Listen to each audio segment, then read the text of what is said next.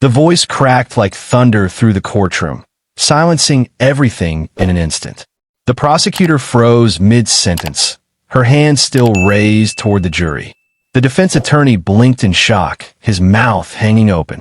Even the bailiff, tall, broad, and unshakable, looked startled, as if he'd never heard a judge yell like that before. All eyes turned to the bench. Judge Richard, known throughout the city for his calm and composed demeanor, stood trembling behind his gavel. His knuckles were white as he gripped it tightly, and his usually steady voice now carried a strange mix of authority and disbelief. The cameras from the press zoomed in immediately. This was supposed to be a routine trial, just another case of armed robbery. But whatever had just happened was clearly anything but routine. Something had rattled the judge to his core. Slowly, almost mechanically, the defendant lifted his head. Up until that moment, he had kept his gaze low, as though the weight of the world pressed on his shoulders. His dark hair hung loosely over his face, and the orange jumpsuit made him look even smaller than he really was. And then their eyes met. It was like time itself stopped. The judge stared, his breath catching in his throat. He knew those eyes. He had seen them before. Not here, not like this, but years ago. Eyes full of mischief when they snuck cookies from the kitchen. Eyes shining with dreams when they talked about who they'd be when they grew up. Eyes that once belonged to someone who believed life would be better someday. No, Judge Richard whispered, almost to himself. His voice trembled, barely audible. But the microphone picked it up, and the entire room heard it. The defendant, Daniel, recognized him too. His eyes widened, disbelief flashing across his face. For the first time since his arrest, he spoke, his voice low but sharp. "Richard," the courtroom gasped. Lawyers exchanged frantic glances. Reporters scribbled notes furiously. The jury members whispered among themselves. What was happening here? The judge's mind was spinning. He remembered it all in a rush. Growing up in the same neighborhood, sharing dreams about leaving their struggles behind, building a tree house together in the old oak tree. They had been inseparable, best friends. And yet, here they were. Richard, now a respected judge. Daniel, now an accused criminal facing 20 years in prison. The bailiff stepped forward cautiously. "Your Honor, should we continue?" he asked, breaking the unbearable silence. But Richard didn't answer right away. He was still staring at Daniel, as if hoping he was mistaken, as if maybe this was just someone who looked like his childhood friend. But no, there was no doubt. It was him. Finally, Richard cleared his throat, trying to regain his composure, though his voice was still shaky. "This court will take a brief recess," he said, though everyone could hear the strain in his words. He slammed the gavel down, not with authority, but almost as though it was the only thing keeping him grounded. The room erupted with noise as people stood, whispered, and speculated. Reporters already began drafting headlines. Judge recognizes defendant during trial. Shocking twist stuns courtroom. But for Richard and Daniel, the noise faded into the background. They couldn't look away from each other. So many years, so many memories, and now this? Richard's thoughts were a storm. How did this happen? What went wrong? How did Daniel end up here? And beneath all that confusion was something deeper, a question that terrified him more than anything else. Could he still be fair? Could he still be a judge in this case when the man on trial was the boy he once called his brother? As the bailiff led Daniel back toward the holding area, Daniel glanced over his shoulder one last time. His expression wasn't angry or bitter. It was something worse. It was hopeless. And in that moment, Richard knew this trial was no longer just about justice. It was about truth. And finding that truth would shake everything he believed about the law, about loyalty, and about himself. If you think this trial was shocking, wait until you hear the story behind it. Judge Richard and Daniel weren't just childhood friends. They were more like brothers. They grew up in a neighborhood where dreams were bigger than the streets they lived on. Summers meant scraped knees from racing bikes, laughter echoing from the old basketball court, and long nights lying under the stars, promising each other, "One day, we're going to make it out of here. Together." Back then, Richard was the ambitious one, the kid with big plans and a pile of books always under his arm. Daniel was the dreamer, The kind of kid who could make anyone laugh, who believed that even the darkest clouds had a silver lining. Together, they balanced each other out. But life doesn't always play fair. When they were around 15, everything began to fall apart. Richard's family moved to a better neighborhood after his father got a promotion. He left with opportunities ahead of him. A good school, better resources, and a clear path toward success. Daniel? He didn't get that chance. His father walked out one day and never came back. His mother, already struggling, fell seriously ill. Suddenly, Daniel wasn't just a teenager. He was the man of the house, doing whatever he could to survive. At first, they tried to stay in touch. They'd call, send messages, even meet up when they could.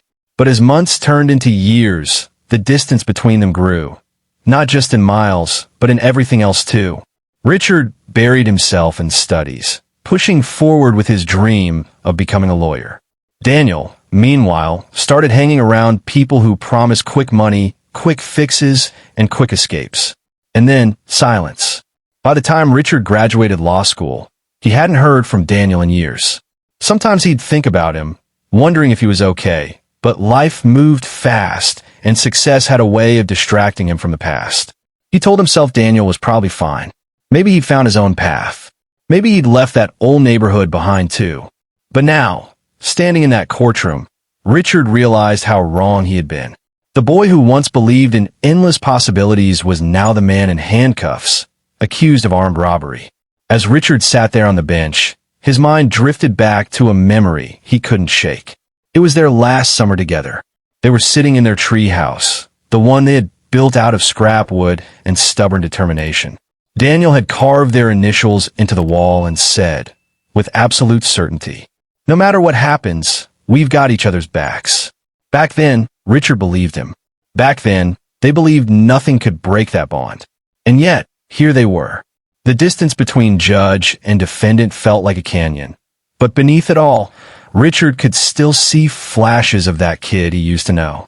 The way Daniel held his jaw tight when he was scared but didn't want to show it.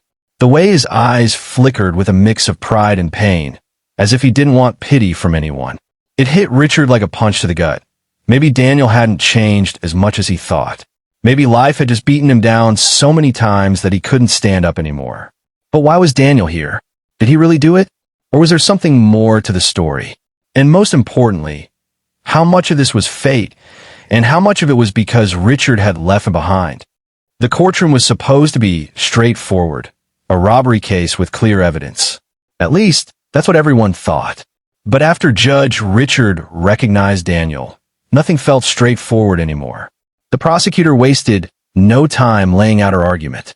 She was sharp, confident, and armed with what seemed like undeniable proof. "Ladies and gentlemen of the jury," she began, her voice smooth and commanding.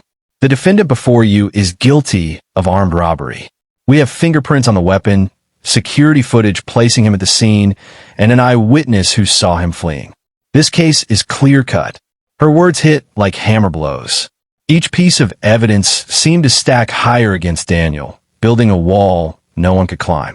The jury members nodded along, already convinced this was an open and shut case. Meanwhile, Daniel stood motionless. He didn't interrupt. He didn't protest. He didn't even raise his head. To anyone watching, it looked like he had already accepted his fate. But Judge Richard couldn't shake the feeling that something was off. He had spent his career reading people, witnesses, lawyers, defendants, and he knew what guilt looked like. This wasn't it. Daniel wasn't angry or defensive. He was empty. It was the kind of emptiness that came from someone who'd been beaten down so many times they no longer believed the truth would save them. Richard leaned back in his chair, trying to keep his emotions hidden. Is it possible he didn't do this? When the defense attorney finally spoke, his argument was painfully weak. He was a court-appointed lawyer who'd clearly taken the case last minute. "My client maintains his innocence," he said half-heartedly, flipping through his notes. "But, the evidence speaks for itself." That was it. No passion, no strategy, no fight. Richard's frustration grew. This isn't justice, he thought. During a recess, he made a decision most judges would never dare to make. He called both lawyers into his chambers. His voice was steady, but his eyes burned with authority. "This court needs more clarity," he said firmly. "We will conduct a deeper examination of the events on the night of the crime." The prosecutor looked annoyed. "Your Honor, with all due respect, the evidence is overwhelming. There's no need for theatrics." Richard didn't flinch. "If the evidence is as strong as you say, it will hold up under further questioning. I want to hear from a defendant directly." Back in the courtroom, all eyes turned to Daniel as he was called to speak. The bailiff handed him a microphone, and for the first time in the entire trial, Daniel lifted his head. His voice cracked as he began. "I didn't do it," he said, his words trembling but clear. "I was there, but I wasn't the one who pulled the trigger." The courtroom erupted with whispers. The prosecutor rolled her eyes, but Richard leaned forward, his instincts screaming that this was important. "Explain," Richard said, his voice calm but commanding. And so Daniel did. He described how he had been working at a warehouse, struggling to keep his life together. One of his coworkers, someone with a reputation for trouble, asked him for a ride. Daniel thought nothing of it, until that night spiraled out of control. "I parked outside the store," Daniel said, his hands shaking as he spoke. He said he was going to grab something real quick. Next thing I know, he's running out with jewelry, a gun in his hand, yelling at me to drive. I panicked. I didn't know what to do. The prosecutor jumped in. "Convenient story," she sneered. "So, how do you explain your fingerprints on the weapon?" Daniel swallowed hard. "Because he shoved it into my hands when we heard the sirens." He said, "Take it," and ran. I didn't even want to touch it. The room went silent. For the first time, doubt flickered across the jury's faces. Richard watched closely. Daniel wasn't lying. He could feel it. And in that moment, the trial stopped being about whether Daniel was guilty. It became about uncovering a truth that someone desperately wanted to stay hidden. The courtroom was tense, so quiet you could hear the hum of the fluorescent lights above. For the first time since the trial began, people weren't so sure Daniel was guilty. But doubt wasn't enough. They needed proof. Judge Richard, still battling the storm inside his own mind, leaned forward. "Bring in the security footage," he ordered. His voice was calm, but his hands gripped the edge of the bench tightly. The prosecutor smirked. Gladly, the footage flickered onto the screen. It showed the jewelry store on the night of the crime, a hooded figure storming inside, waving a gun. Seconds later, another person, Daniel, appeared at the entrance, hesitating. The hooded man stuffed jewelry into a bag, then pointed the gun toward the clerk. "Freeze it right there," Richard said suddenly. The bailiff paused the video. On the screen, the gun was clearly visible. Richard narrowed his eyes. Something wasn't right. "Zoom in," he ordered. The prosecutor frowned. "Your Honor, this is unnecessary. We've already reviewed this." "Zoom in." The technician followed the order, enlarging the image until the gun filled most of the screen. And that's when the courtroom collectively gasped. The weapon had a distinctive mark, a deep scratch running along the barrel. A scratch Richard remembered, because years ago, that exact gun had belonged to someone else. Richard's heart pounded as the realization hit him. That wasn't Daniel's gun. That was the same gun once owned by Marcus Hale, a known criminal from their old neighborhood and Daniel's former coworker. The prosecutor's confidence faltered. "That doesn't prove anything," she said quickly. "The defendant could have stolen the weapon." But Richard wasn't done. "Call Marcus Hale to the stand," he said. The courtroom erupted with noise. Marcus Hale had been questioned briefly by police, but never charged. He was slick, dangerous, and always had a way of slipping through the cracks. Still, the order was final. Within an hour, Marcus walked into the courtroom, his swagger making it clear he thought this was a waste of his time. "Do you own a firearm?" the defense attorney asked. "Nope," Marcus replied with a grin. "Never touched one." Richard's jaw tightened. "Play the second angle of the footage," he instructed. Another camera angle rolled, one that hadn't been shown before. This time, as the hooded man turned, his sleeve pulled back slightly, revealing a tattoo on his wrist, a snake coiled around a dagger. "Mr. Hale," Richard said, his voice slicing through the air like a blade, "care to explain why the person in this video has the exact same tattoo on their wrist as you do?" The entire room went still. Marcus froze for a fraction of a second, a fraction too long. That's not me, Marcus said, but his voice wasn't as steady now. Could be anyone. Richard didn't blink. And how do you explain the distinctive scratch on the weapon? The same scratch from the gun you registered 2 years ago, but conveniently reported stolen last summer? The jury's eyes widened. The prosecutor's face drained of color.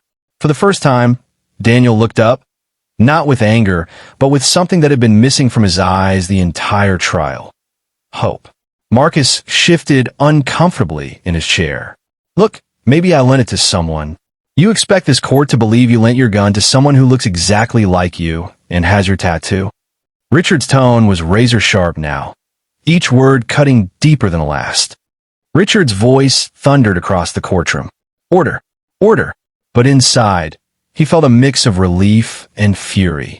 The truth was finally coming out, but at what cost? His best friend had nearly been condemned for a crime he didn't commit, all because someone else had decided his life was disposable. When Marcus's confession exploded into the air, it felt like the entire courtroom had stopped breathing. The jury stared wide-eyed. The prosecutor sank into her chair, shuffling her papers like they might hide her humiliation.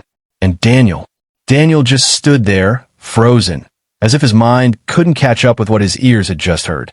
Judge Richard, despite the storm of emotions crashing inside him, kept his voice steady.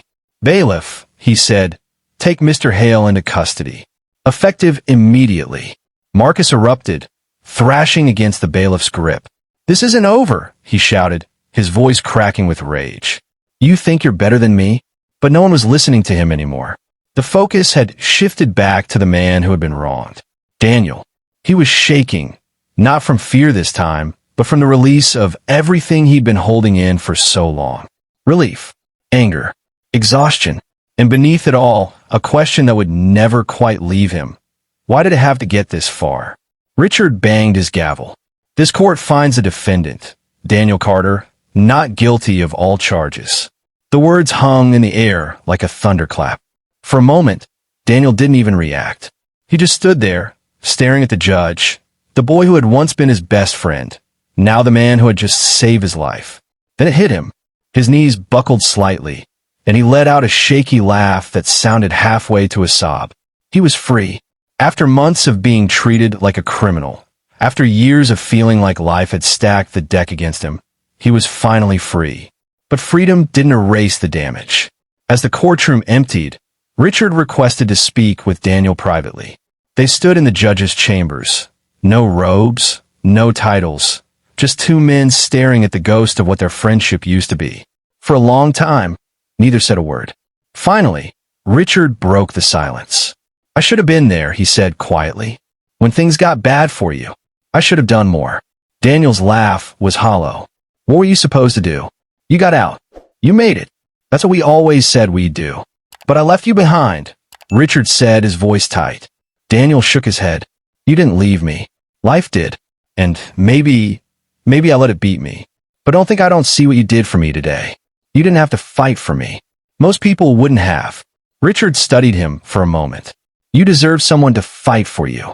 Daniel exhaled, his eyes glistening. Then maybe it's not too late. That line hung in the air, a fragile thread between two lives that had taken opposite paths, now tangled together again. In the weeks that followed, Marcus was officially charged with armed robbery and unlawful possession of a firearm. The news made headlines, but what didn't make the papers was what happened to Daniel after the trial. With the help of a few advocacy groups, ones Richard personally connected him to, Daniel started to rebuild. He found steady work in a mechanic shop, a job that didn't just pay the bills but gave him something he hadn't felt in years, purpose. And Richard? The trial changed him too. He had always prided himself on being fair, but now he understood something deeper. Justice wasn't just about laws and evidence. It was about people, real people, with histories and scars that shaped the choices they made. One evening, months after the verdict, Richard drove back to their old neighborhood. The streets looked smaller now. The basketball court rusted and cracked. But when he saw Daniel standing there, fixing up an old bike for one of the neighborhood kids, it felt like stepping back in time. You still remember how to ride one of those? Daniel asked, smirking as he handed him the bike. Richard grinned faintly. I might be a little rusty. The two of them rode in silence for a while, weaving through the streets like they used to, the wind carrying echoes of laughter they hadn't shared in years. It wasn't the same as before. Too much had happened. Too much had been lost.